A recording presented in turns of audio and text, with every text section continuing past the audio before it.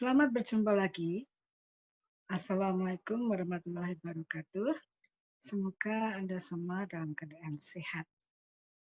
Pada kesempatan ini, kita akan membahas tentang peran gender dan kekuatan di dalam keluarga. Gender roles and power in the family.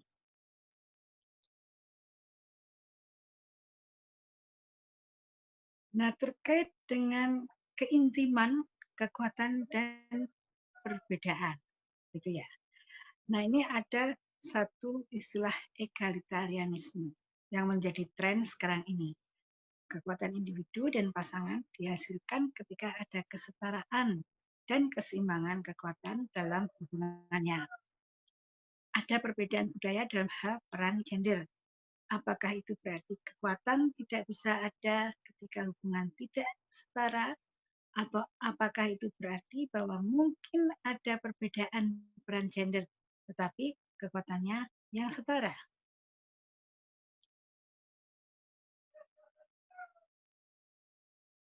Nah, kita lihat dulu tentang peran gender atau gender roles. Identitas gender ini adalah perasaan menjadi laki-laki atau perempuan, dan apa artinya menjadi laki-laki atau perempuan dalam masyarakat.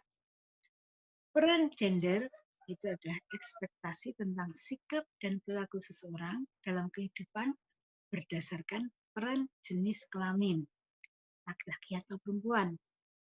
Stereotip peran gender, ini anak laki-laki yang kuat dan sehat, itu stereotipnya, atau kalau gadis yang manis dan mengemaskan. Nah, pelabelan seperti ini mempengaruhi perkembangan psikologis anak. Kemudian ada istilah maskulinitas, konstelasi yang terkait dengan gender dan sifat-sifat yang secara tradisional dikaitkan dengan laki-laki, sementara feminitas ciri yang terkait dengan wanita.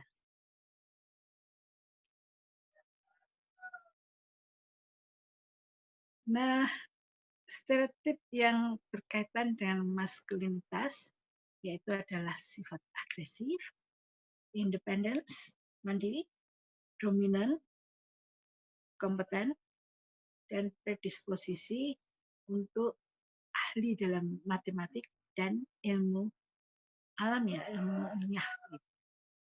Itu stereotipnya.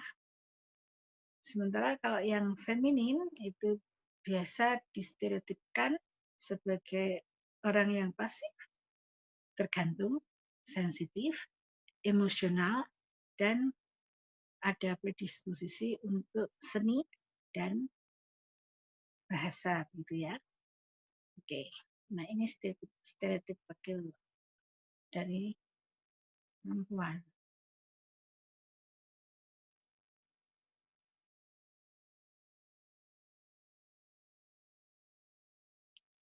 Nah, yang namanya stereotip ini merusak seolah-olah bahwa semua laki-laki dan hanya laki-laki yang memiliki kualitas maskulin. Semua perempuan hanya perempuan yang memiliki kualitas feminin. Padahal setiap manusia dapat memiliki semua kualitas ini. Bahasa adalah salah satu alat paling ampuh yang digunakan orang, menetapkan dan mempertahankan peran gender yang kaku. Bahasa yang bias gender memperkuat anggapan yang salah bahwa pria lebih kompeten dan rasional daripada wanita. Benarkah itu? Oke, kita lanjut. Nah, bagaimana dengan emosi? Ini bekerja dalam keluarga dan kehidupan perkawinan ya. Emosi di dalam keluarga mendengarkan dengan cermat pikiran dan perasaan pasangan, mengenali perasaan, menawarkan dorongan, dan menunjukkan penghargaan. Apakah ini hanya pada perempuan yang tugasnya seperti ini? Nah, bagaimana dengan mental work, menjaga anak dan melakukan tugas rumah tangga, merencanakan dan memantau kegiatan anak, mencari solusi untuk masalah pengasuhan, dan mengelola pembagian kerja dan pendelegasian tugas. Nah, ini adalah terkait emosi di dalam keluarga dan perkawinan.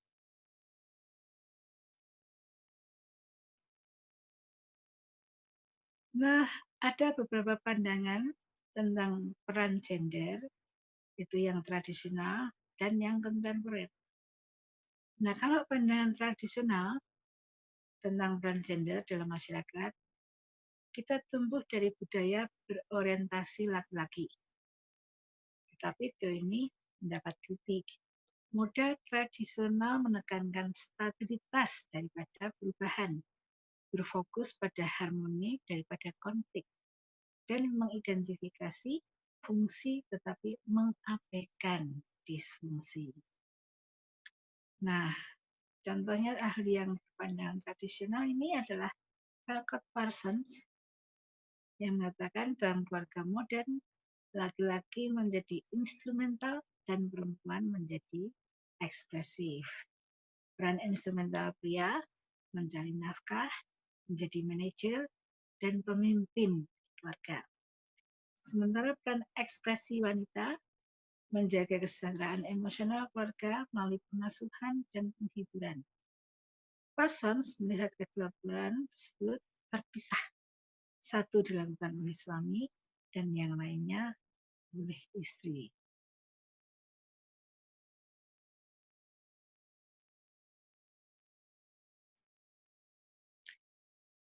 Sementara pandangan yang lebih kontemporer mengatakan bahwa kedua gender mampu dan bisa sukses dalam berbagai peran di rumah dan di tempat kerja.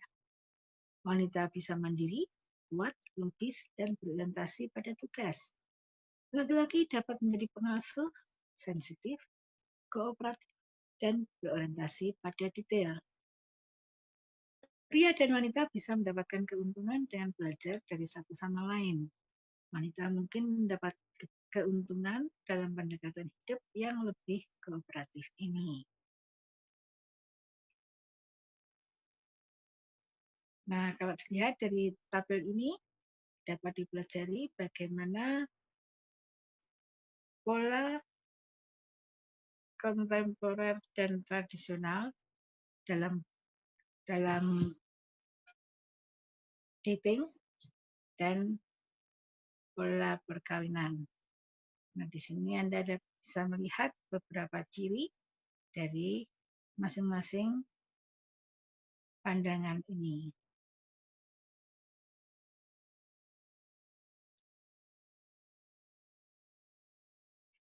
Oke, kita lanjutkan.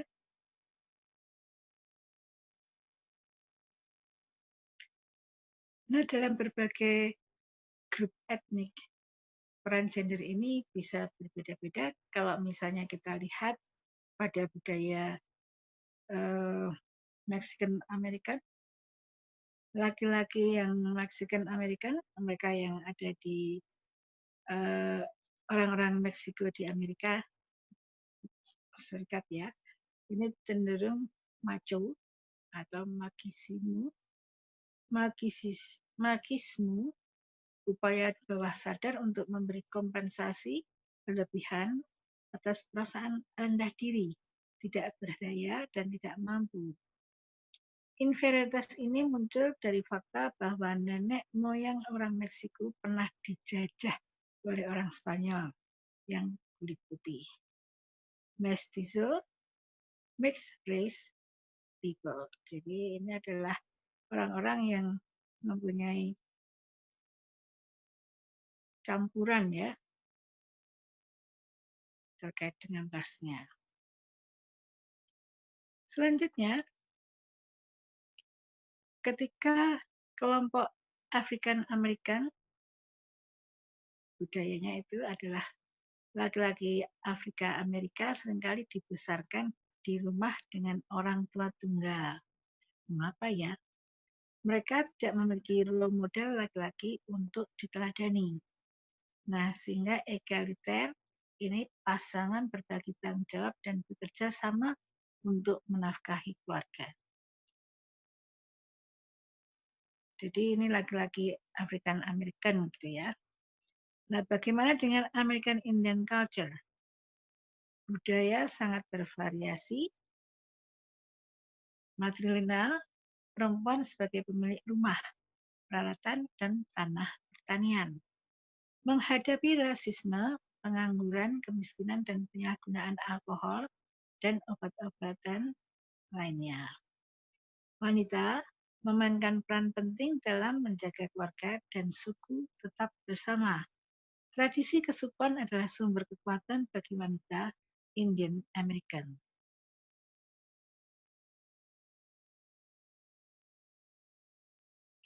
Bagaimana dengan Asian American culture?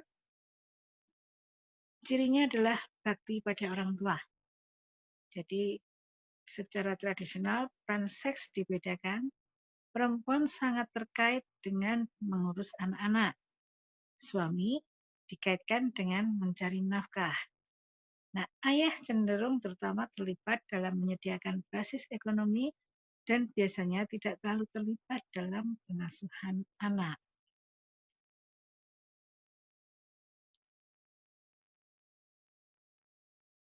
Nah, tentang peran gender ini dilihat dari social learning theory, individu mempelajari pola perilaku yang dianggap sesuai untuk jenis kelamin mereka. Nah, penelitian berfokus pada pengamatan langsung perilaku dan bagaimana orang memperkuat perilaku satu sama lain. Ahli teori pembelajaran sosial Jerome Kagan ini mengatakan anak-anak di usia muda mengkotomisasi dunia sebagai perempuan versus laki-laki. Memiliki keinginan kuat untuk menyesuaikan karakteristik pribadi mereka dengan standar peran gender yang mereka pelajari dari orang tua dan masyarakat pada umumnya.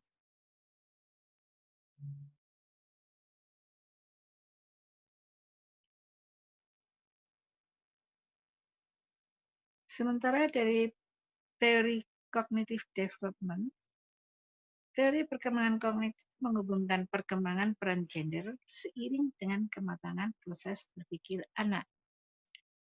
Lawrence Kohlberg mengatakan bahwa anak-anak sendiri secara aktif menciptakan identitas gender, stereotip peran gender, dan nilai-nilai dalam pikiran mereka dalam upaya mereka untuk memahami dunia di sekitarnya. Stereotip tidak terlalu kaku dari waktu ke waktu, tetapi mengikuti pola yang lengkung.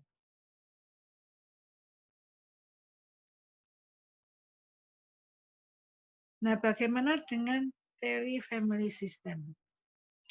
Menurut teori sistem keluarga, perubahan adalah proses yang sulit bagi individu maupun keluarga.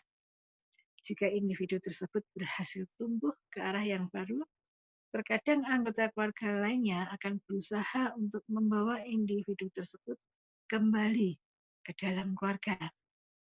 Sistem keluarga yang seimbang cenderung lebih terbuka untuk berubah dan lebih mendukung kemandirian anggota keluarga. Sebaliknya, beberapa jenis sistem keluarga yang tidak seimbang, terutama jenis yang terikat secara kaku, tahan terhadap perubahan dan membatasi kemandirian anggota keluarga.